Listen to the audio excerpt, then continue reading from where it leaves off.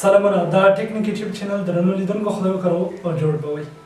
نن ورځ بیا تاسو د پکسل اپ د زده کړې د دوهمې ویډیو سره حاضر شوی یم. په نننۍ ویډیو کې به په سټایل، ایډیټ، ډیلیټ، کپي، ټو فرانټ، ټو باک باندې خبرې کوو. دا په پکسل اپ کې څه شی دي، د څه په خاطر کارول کیږي، په کومو ځایونو کې په کار اچول کیږي. نن به په دې باندې خبرې کوو. راځئ تاسو دغه ویډیو تر پایه راسره وګورئ. زه د سکرین مخې ته. نو ملګرو دلته پکسل اپ دی. راځو تیر اپشن نه پرون وغږېدو پاس مو تشریح کړه. مهمه برخه مو له هغې څخه تشریح کړم په پروجیکټ او همداشان د نور ډیفالټ سایزونه لکه دا یا داسې نور. نو اوس راځو دغه دوهم اپشن ته، لکه څنګه مې په مخکې ویډیو کې ذکر کړل، سټایل، ایډیټ، ډیلیټ، کپي، ټو فرانټ، ټو باک. دغه اپشنونو باندې به خبرې کوو. په لومړي سر کې سټایل دی.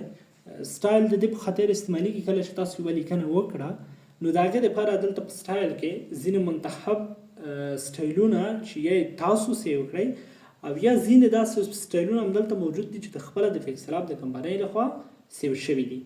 نو که تاسو چېرته مثلا یو ښه ډیزاین وکړئ، یوه ښه لیکنه مو وکړه، خواري مو ورباندې وکړه، هغه تاسو غواړئ سیو دي شي، بل وخت ترې ګټه واخلئ.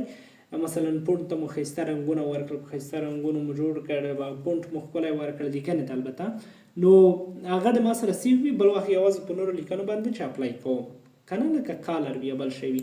نو دلته سټایل هغه وظیفه سرته رسوي. سټایل کې دلته چې کله کلیک وکړئ دوه اپشنونه درته راخلاص شي، سیو او براوز.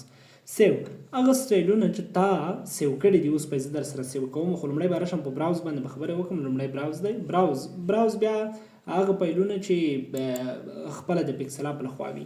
دلته چې کله کلیک وکړئ یو ډیفالټ یو مای سټایل، هلته سیو چې کوم وو هغه چې کله سیو کړئ مای سټایل ته دلته راشي. خپل ما دلته یو سیو کړی دی ستاسو ته دپاره، زه دا ختم کوم. دلته یې ختم کولی هم شئ، اوکې باندې به کلیک وکړئ، دا ختم شو. ډیفالټ دغه تقریبا 10 دانې خپله د پکسل اپ لخوا برابر شوي دي.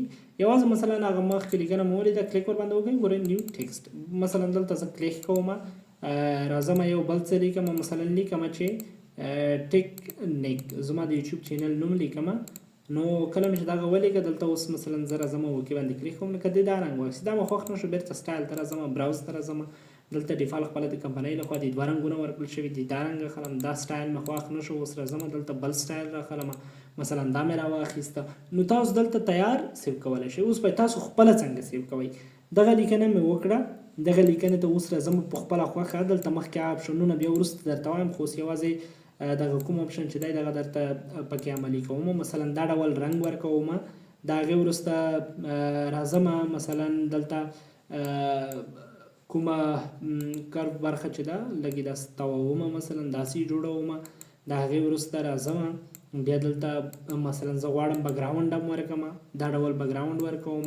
دلته لږ لاندې پکې راځم دغه بکګراونډ ته، دلته لږ دغه بکګراونډ چې کوم دی دې ته د کونجونه لږ دې د رقم ور جوړوم. د هغې وروسته راځم دلته سټایل ته، سټایل کې بولډ کوم، ایټالیک کوم، لاندې اوکې باندې کلیک کوم.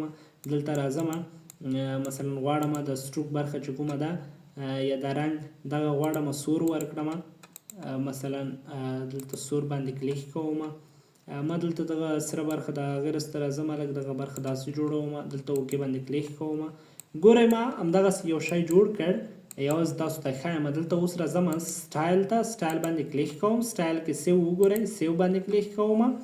دلته وایي سیو د کرنټ ټیکسټ از ا نیو سټایل، ګورئ په دې باندې کلیک کوم، سیو ډن، سیو شو. راځم دلته کلیک کوم. اوس مثلا دا لیکنه ما صفحه ډیلیټ کړه، دلته اوس تاسو ته ښایم ټیکسټ باندې کلیک کوم. کله مې چې ټیکسټ باندې کلیک وکړ اوس دلته راځم ایډیټ باندې کلیک کوم. راځم دلته مثلا زه لیکم چې ویسا، دلته مې چې کله دغه ولیکه راځم اوکې باندې کلیک کوم. مثلا زه وایم چې مخکې کوم ډیزاین ته چې کومه لیکنه اپلای شوې وه د همدلته په دې باندې اپلای شي. راځم سټایل ته، سټایل کې سیو خو مې کړ.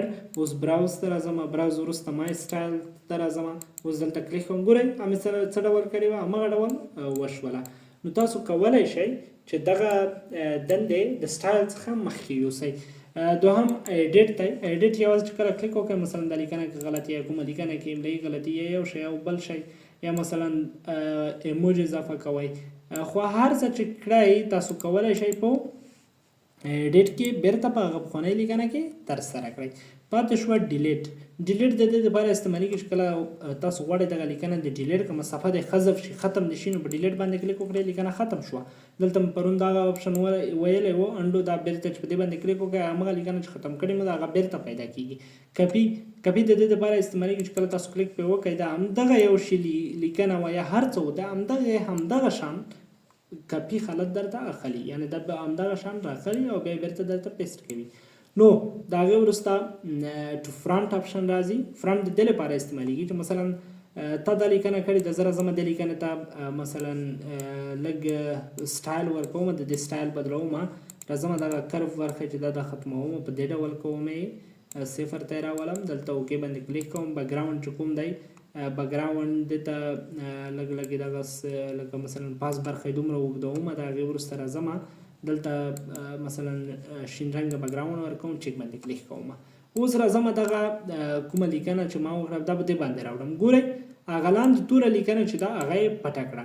اوس زه غواړم چې هغه د مخکې راشي دا د وروسته لاړه شي. نو را به شئ دلته ټو فرانټ باندې به کلیک وکړئ. د دې د استعمال ځایونه بیا د تطبیق په ویډیوګانو کې کوم ډیزاینونه چې کوو په هغې کې درته ښایم. خو اوس دومره مې یوازې پوه کړلی چې هغه لیکنه چې غواړئ تاسو یې شاته یوسئ یا مثلا شیپونه وي شاته یوسئ او ځینې مخکې راوړئ نو هغه د دې اپشن په سر یې کولی شئ. باک بیا په دې معنا چې مثلا همدغه لیکنه ده لکه ما مخکې راوړې ده که نه زه اوس غواړم دا د شاته انتقال شي نو ټو باک باندې کلیک وکړئ دا په اتومات ډول شاته انتقال شوه. نو دغه شپږ اپشنونه مو نن تشریح کړل. ویډیو به ډېره نه اوږده تر څو تاسو هم ستړي نه شئ. په آینده کې به راتلونکي اپشنونه هغه به په بله ویډیو کې وار په وار تشریح کوو تر څو ویډیو ډېره اوږده نه شي ډېرې خبرې نه کوم. نو هیله لرم چې دغه کورس تر پایه راسره تعقیب کړئ او زموږ فیسبوک پاڼه همداشان یوټیوب چینل لازما در سره تعقیب کړئ. تر بلې ویډیو مو پر سره الله په امان ښه شي ښه وختونه.